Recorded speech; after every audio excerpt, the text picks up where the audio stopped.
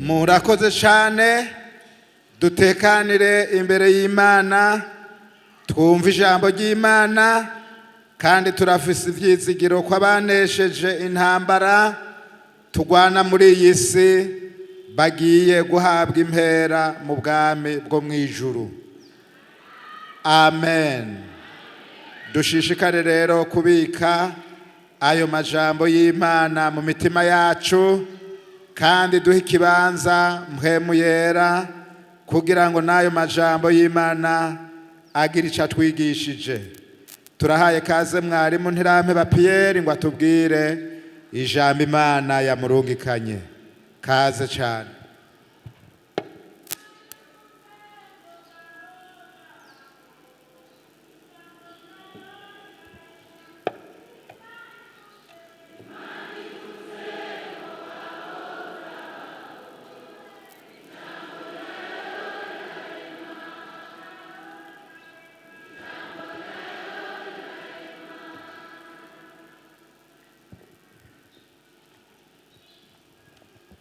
Yesu Kristo nashimwe.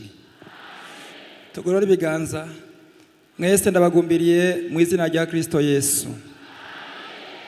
Turashimiye Imana yacu yo mwijuru yemeye ko tusya kandi kubona n'amaso mu yandi tukiri bazima.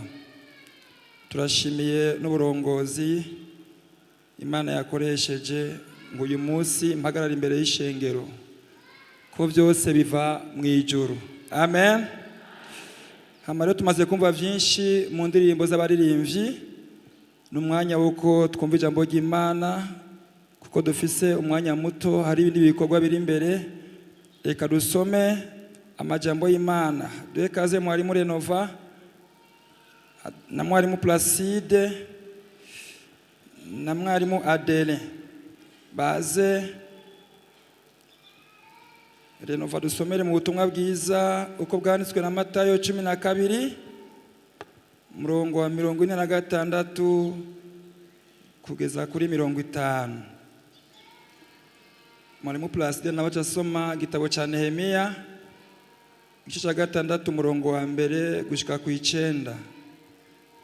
Mwalimu Adela asoma ubutumwa bwiza uko bwanditswe na Mariko 10 murongo wa 46 gushika kuri 52. Kazi turasoma mu izina rya Yesu Kristo ubutumwa bwiza bwa Yesu Kristo bwanditswe na Matayo igice ca 12 ku murongo wa 46. Umutwe w'amajambo uvuga ngo Yesu yerekana umuryango wiwe bwite. Akivugana n'ishengero nyina na bene nyina bari bahagaze hanze bagomba kubonana nawe. Umwe aramubwira aterega umuvyeyi wawe na barumuna bawe bahagaze hanze baragomba ko mubonana. Yishura unabimubwiye ati mama ninde canke bene mama ni bande. Atunga urutoke abigishwa biwe ati ngaba mama na bene mama. Murongo wa 50. Kuko umuntu wese akora ivyo data wo mwijuru agomba ariwe murumunanje na mushikanje na mama. Amen.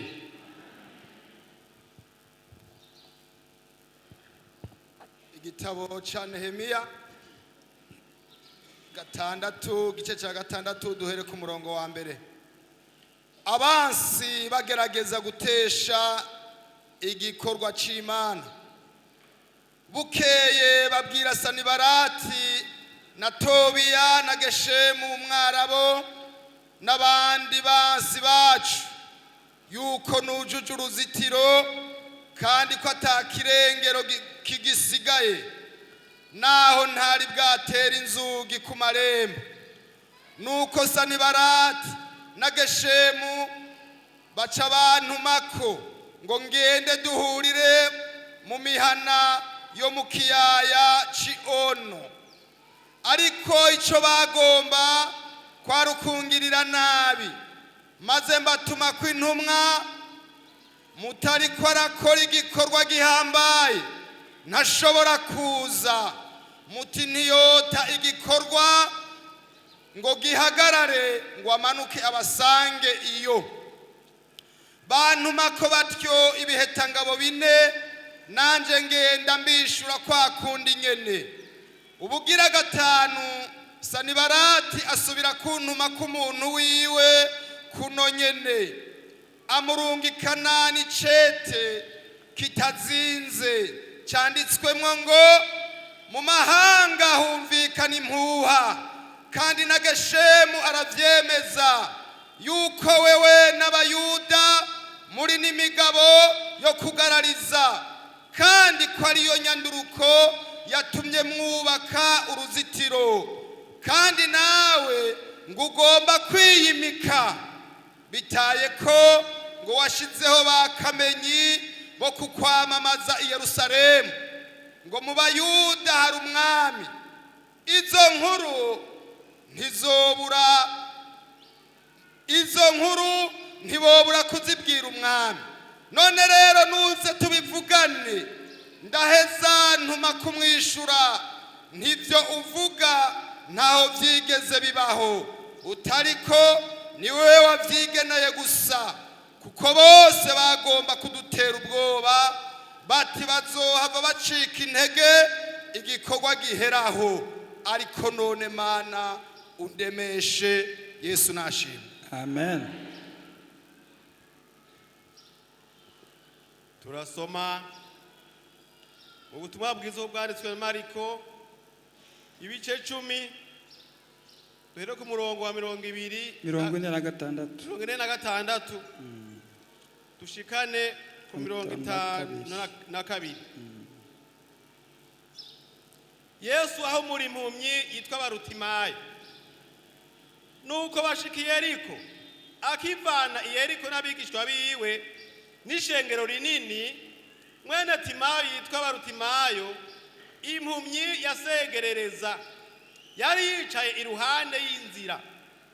Yumvise ko ari Yesu umunyanazareti, atangura gutakamba ati, Yesu mwana wa Dawidi, ngirira imbabazi. Abantu benshi baramuzibiranya ngo ahore, ariko arushiriza cyane gutakamba ati, mwana wa Dawidi, ngirira imbabazi. Yesu arahagarara, arababarira ati, nimumuhamagare. Bahamagara iyo mpumyi, barayibwira bati, humura, va hasi, araguhamagaye. Nayo iti impuzu yayo ihaguruka vuba, yegera Yesu. Yesu arayibata ati, ugomba ko ndagukorera iki? Inampumyi iramwishura iti, ndagomba guhumuka mwigisha. Yesu arayibwira ati, genda ukwizera kwawe kuragukijije. Aca arahumuka, amukurikira ku nzira. Amen. Yesu ashimwe. Intumbero y'ijambo ry'uno munsi ivuga ngo kunesha amajwi agomba kugukura mu gikorwa c'Imana. Wandike intumbero, niba kubaza uze gwati intumbero ngo kunesha amajwi agomba kugukura mu gikorwa c'Imana. Amajwi ni menshi, hari amajwi y'imiduga, hari amajwi y'inyoni, hari amajwi y'ikiyaga, imifunda. Amajwi ni menshi, ariko wirinde ijwi ryo gukura mu gikorwa Imana yaguhaye. Twese Imana ishimwe kubera yaduhaye ibikorwa. Amen. Ubushikiranganje bw'ijuru ibikorwa biruzuye, akazi kariho, kandi Imana iha akazi uwo ari we wese mu ntara zose, mu bihugu vyose yemeye kwakira Kristo nk'umwami n'umukiza. Amen. Ntibaraba imyaka mwijuru, canke ngo wowe uri mu zabukuru ugenda muhira, oya. Canke wowe ngo urakana k'imyaka 12 ngo ntiharagera, oya. Imana nihabwa icubahiro. Nirobanura ku butoni mu mahanga yose uwuyubaha igira gute? Iramwemera kandi ikamuha n'ibikorwa. Shake abe atamenya afise mu kanwa. Shake abagenda ari wa Kenya, ariko ko yubaha Imana. Shake ava hariya umunyaganyaga ahantu hatazwi, ariko ko yubaha Imana. Shake abarara ku karago atamaterafisi, ko yubaha Imana. Imana iramwemera kandi ikamuha akazi. Sema amen. Turabona Kristo ari mu gikorwa kivuga butumwa. Amaze guhagarara nkaha mpagaze. Yesu ashimwe.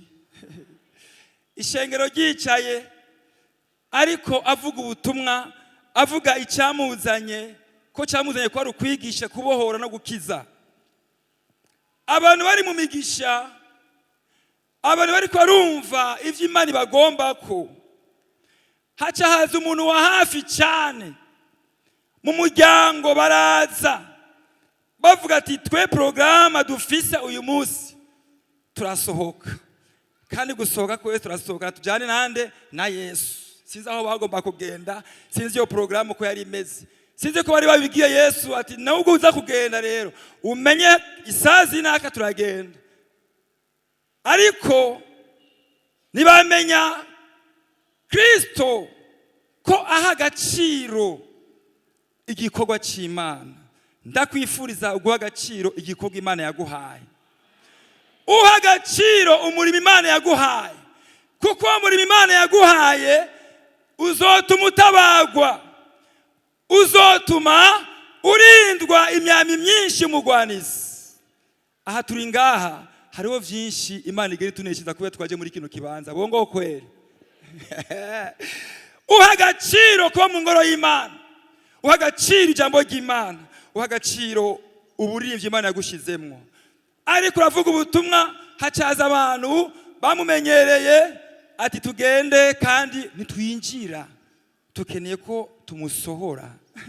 Hareke bijya bintu agumajamwo ishinga bijya bintu. No, baraza bace bahagarara hanze, bashira ukuguru kukundi, ariko kandi batuma protokole tibigenda umubwira hagarika ivyo bandi ivyo agumagira nareki kugira azofa bihejeje narekaze.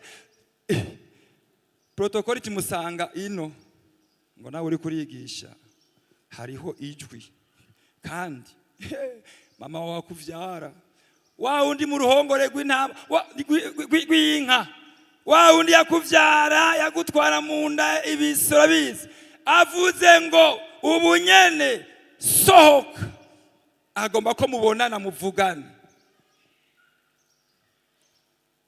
Amen. Satani yigira umumarayika w'umuco, aca ahantu ha hafi abantu menga nabikimazi.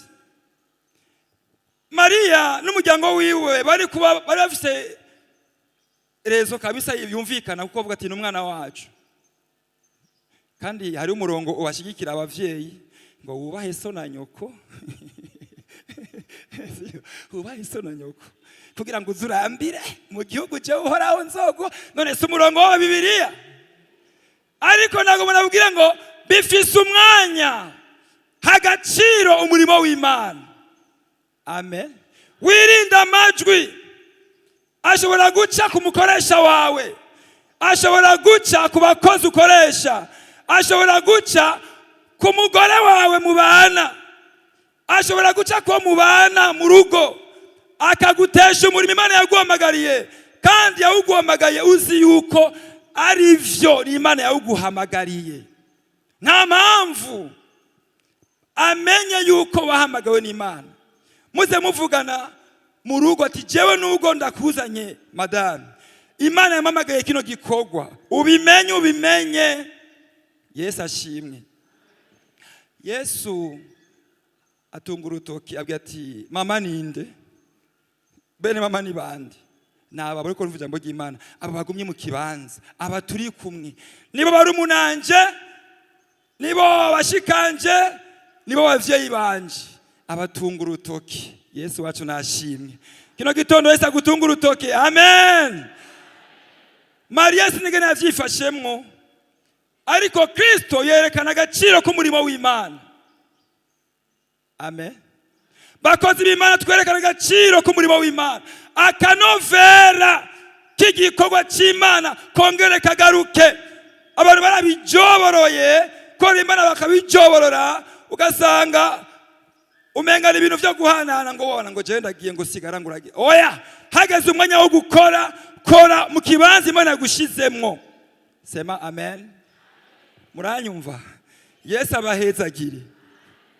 Undi mwanya telefone yari yamagaye Yesu, kandi yari telefone ikomeye ya mama wiwe, ariko avuga ati telefone no, reka mbaze nkora umurimo Imana yamamagariye. Kino gihe telefone zabaye ibidehesha ku murimo w'Imana. Umuntu bariko arakorera Imana, umuntu bariko arasenga afukama, ahamagara ijuru, kumva telefone pembeni ngo agaca aheza ati kwakina Yesu. Hama uchubwi usumi gitoki, hama uchugira ifiriti, hama rero uniwibagire kuca n'ibiraya bimeze neza, sawa? Hama ibize kugenda neza, sawa? Urakoze? Okay, sawa. Depoza. Mana urakoze Mana, ndagushimye kuri Imana ikomeye, uri Imana nyamana, mu izina rya Yesu Kristo. Mana telefone kandi ngo iyo ni Imana, ni shangazi, ni Imana binamu, ni Imana yahe. Hagaciro Imana yakuremye. Sema amen. Kristo nk'akarorero keza yerekana agaciro k'umurimo w'Imana. Basenzi mwerekane agaciro k'umurimo w'Imana. Ibindi byose Imana irabibona. Itegure ko wapanze akarere neza mu rugo, uve waringanije byose neza. Wirinde amajwi agukura ku murimo w'Imana. Amen. Amen. Nehemiya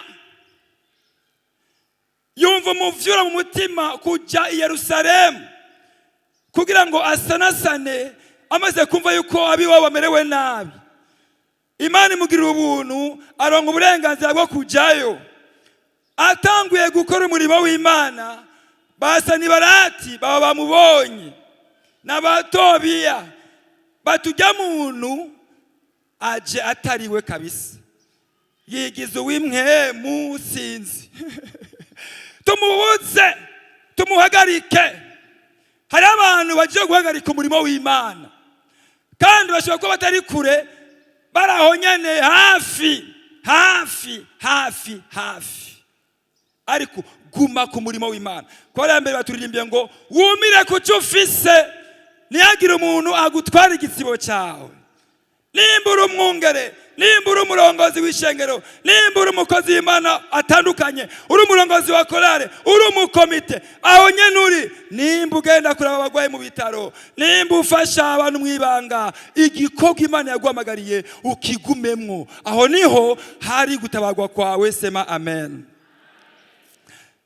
Babwiye Nehemiya ngo urumva rero ngo turagukeneye, hari vyigwa turagukeneye, uze ino mu mihana, tuvuganire mu mihana. Yeremiya viyo Yerusalemu, mu mihana niho hariho connection twavugana neza. Ariko Nehemiya yumva ayo majwi ko atari amajwi avuye mu ijuru, ari amajwi arungizwe na Satani. Turi kumwe, umenye gutandukanya amajwi. Yesu adufashe cyane. Ngo ino mu mihana, ngomba mbwira abantu bavuye Yerusalemu bakaja mu mihana. Kino gihe hari ahantu hariko hakura abantu mu gikorwa c'Imana. Hari imihana iriko irakura amavuta abahamagawe n'Imana. Mu mihana hari amasezerano abakura mu gikorwa, bakababwira ngo hajya mwarazimye, nta Mana ikibaho. Mwirinde inyigisho zo mu mihana ziriko zirahukanisha abantu muri kino gihe. Inyigisho zo mu mihana zituma fiançailles nyinshi zipfa. Abantu bubakanye imyaka 20, ukumva message ngo ugese uwiwawe, ugese uw'Imana yaguhaye, ingo hari undi Imana yaguteguriye. Izo ni inyigisho zo mu mihana. Yesu agutabare inyigisho zo mu mihana. Nehemiya ati no, simva i Yerusalemu, simva aho Imana yampamagariye ngo nje mu mihana, nguma mu ngoro y'Imana. Sema amena. Guma mu ngoro y'Imana. Aho Imana yagushize nizo gusanga. Ntutwagwe n'amarongo, ntutwagwe n'icubahiro, ntutwagwe n'inzu bokwemerera, ariko guma aho Imana yagushize. Imana si Bayali, Imana si Dagoni, izokunezereza igihe kigeze. Sema amena. Imana igomba abantu bagumyeko, biguma vyoro ati simvako, ngumako, biguma vyoroha, ngumako. Yesu ashimwe. Nehemiya aranka, baragerageza uburyo bwose aranka, acabwira ati Imana undemeshe. Amen. Undemeshe. Imana nizi ikuremeshe. Imana nizi kuremeshe. Abantu bo guca intege, ariko Imana ikuremeshe. Ikuremeshe ku murimo yaguhaye. Ikuremeshe. Yesu wacu nashimwe. Uneshe amajwi. Ntuve ku murimo w'Imana. Igihe kimwe nimukira mwitenga, maze imyaka 10 ari yondi. Cyambura umenga ngaha ni kure. Kuza muri twiba tureva mwitenga, mvuga ati oya. Ndavuga ati no, nzoza ndasengera hari ya nyene. Ewe Imana menga yanyumvise. Nanifisa kantu ndima ngaho efu. Abasuma bacu bakabonye. Sanga bagenya kantu. Katari bwere no kwera. Cyavuga ati baranyivye kwe. Cyava mwitenga za kurara aho hepfo mu Kinyangonge. Ndumwe ndegeranya amabuye ati rero umusuma nkamufata. Ego kwe imibu yarandiye. Yo. Hamwe n'amaboko sha mu mifuko kubera imibu. Vuga ati icyo bugaca. Cyane umvijwe ndi ngaho nyene mu Kinyangonge ngo none aha nahajya ku rusengero. Ubona ari kure. Aho mu Kinyangonge kandi nkabona ni umuntu arahajya niho kure. Cyangwa ati Imana nivyo. Ndinanata. Ubundi munsi cyafata ikintu cyo gishusho nshiramwo ndacambika n'ikoti. Murabona abajya mu mipunga murabizi. Cyashirako ni chapeau. Cyangenda ndaviya 2 yamugateka ngene ngira babonye ko hari umuntu ari ngaha. Hewe ndacomoka 3 y'ijoro cyangenda kandi mwitenga. Ho bacha baraza basuma. Nachaki nambika ishapo kwanza barayitwara. Ikoti nambitse sanga bahenuye nje mugatora sanga kigamye ngaho. Kandi basubiye kandi baranyiba rya kabiri. Yewe mvuga ati Imana ndasubiye muri twibature. Nubu nawo vyerera mu murima nta ukorako. Sema amen. Umira ku murimo w'Imana. Yesu abahezagire. Nesha amajwi. Bartimayo amajwi amuzibira yagira ngo nasemerere. Yari afise inyota yo kubona Yesu. Yari afise ikibazo. Agisemerera abantu ba hafi, abantu b'imbere baca baramuzibiranya. Hari abantu bagiye kuzibiranya abandi. Umuntu akamara imyaka 2 ataratera ikorasi kandi yumva idudubiza. Umuntu akamuzibiranya. Hari abantu bazibiza ingabire z'abandi. Atuyu ninamureka aramamara kunduta. Ariko nagomana kubwire nawe kuzibiranya gumako. Yaguhamagaye niyo kwizegwa. Sema amena. Iyaguhamagaye niyo kwizegwa. Kandi yuguruye nawugara. Kandi nawitambika imbere y'umugambi w'Imana. No. Yesu abahezagire. Hapana kwidodomba. Hapana kubivamwo. Gumamwo. Nibasubinikira hariya sawa Mana. Ndino simvako Mana. Nuzuhebe. Niwaheba uzobahaye gwitwazo abadayimoni. Ariko gumako. Imana irakubona. Yesu ashimwe cyane. Yesu ashimwe cyane. Tugomba turabe inyungu yo kuguma mu gikorwa cy'Imana. Nitunda kubasoma ariko raba mu butumwa bwiza ko bwanditswe na Luka igice cya mbere ku murongo wa 5. Murabona umuntu witwa Zakariya. yagumye mu gikorwa, arafiansa Elizabeth wiwe, barabana myaka, ariko kandi bari bagororotse imbere y'Imana. Baratanga ikigira 10 neza, batanga inyubako neza, barafasha abandi neza, ariko bagira ikibazo cyo kubura uruvyaro. Ariko Zakariya na Elizabeth ngo bose bavyumva kumwe.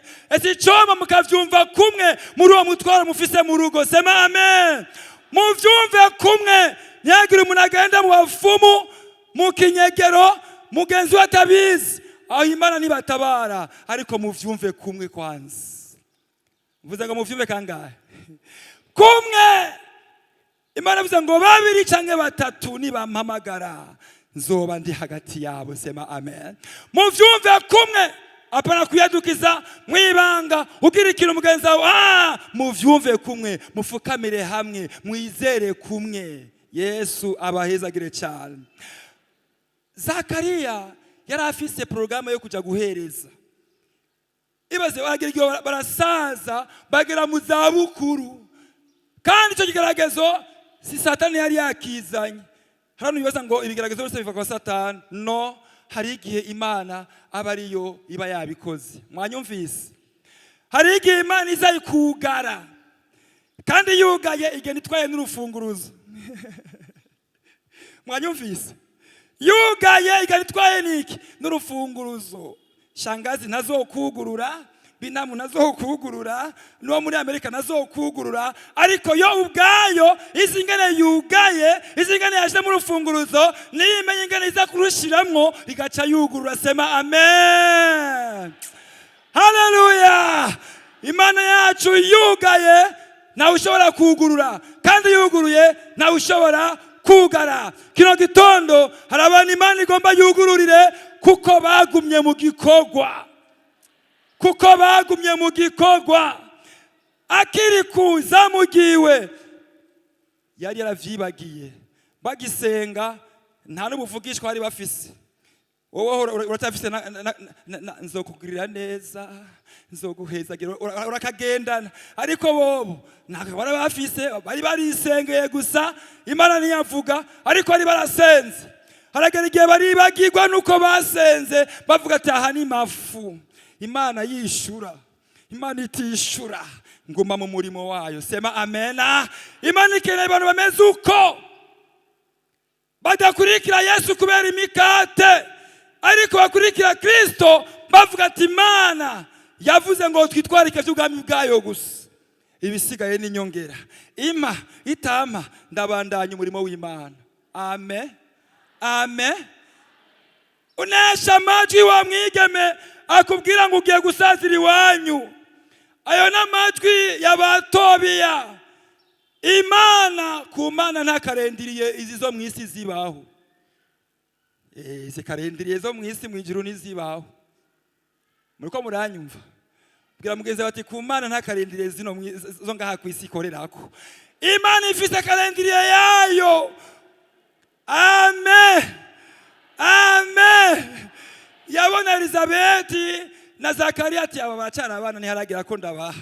Nabo bageze mu zabukuru, iminkanya yari yamaze kuza. Yo ivyizigiro vyaraheze, bari barasenze baribagirwa, ariko Imana bari bayibwiye kera, yari yavyumvise ibishira ahantu ati igihe kinaka nzobagirira neza. Sema amen.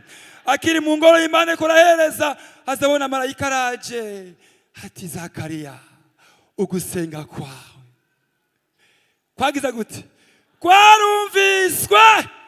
Kwarumviswe. Nugo ushaje, nugo Elizabeth umenga niyo konsa, nugo Elizabeth umenga niyo heka, ariko Imana yaravyumvise. Ko yavyumvise rero irafise kurema ayandi monkwa meza umwana azokonka.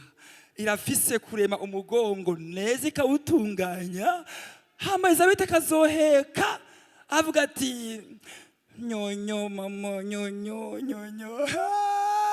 Imana niyibirema, Imana niyibikora, Imana niyibikomeza. Nta jambo na rimwe Imana inaniwe gukora. guma mu gikorwa cy'Imana. Zakariya Imana imusanga ku murimo w'Imana, ati Zakariya vyarumviswe. Elizabeth rero agiye gutwara inda, azakuvyarira umubebe.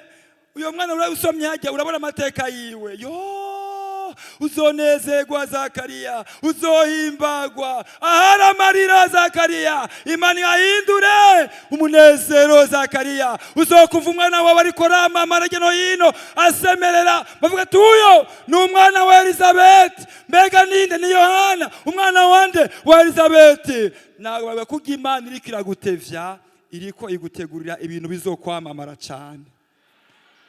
Tugira dusenga Imana. Yo, Bartimayo arasemera ngo mwana wa Dawidi ngirira imbabazi, ngo mbabwire uyu muntu mushasha yinjiye uno munsi birashoboka ari amajwi ariko kubuza kwatura no kwihana. Uyu munsi Imana igomba kugirira imbabazi. Ndaye kaza umuntu bwa mbere agomba kwakira uyu Yesu nk'umwami n'umukiza. Yaje avuga ati jewe ngiye gusemerera, narakoze ivyaha, ariko kandi amajwi nubwo yicaye ngaho amubwira ngo ntuhaguruke wo gutwenga na vya bindi bo gutwenga. Ariko Bartimayo ati no, arushira gusemerera. Muntu mushasha uyu munsi ugomba kwakira Kristo, nyaruka usemerere.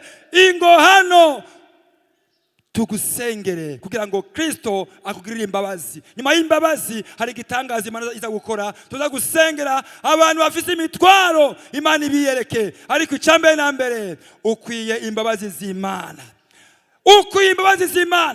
Muntu mushasha nyaruka. narangije mamagaye umuntu mushasha agomba kwakira Kristo nk'umukiza, aze yiruka. Uwo ni mamagaye bwa mbere, nanyaruke. Harasemerera ngo mwana wa Dawidi ngirira imbabazi. Nyaruka mushasha agomba kwakira Kristo, avuga ati Yesu jewe ndamukeneye, nubwo ndi mumyi ariko nkeneye imbabazi z'Imana. Nubwo akoze ivyaha vyinshi, tsinda ayo majwi akubwira ngo niwo babarigwa. Oya, Yesu n'umunyembabazi. Nesha amajwi akubuza kwakira Kristo kino gitondo.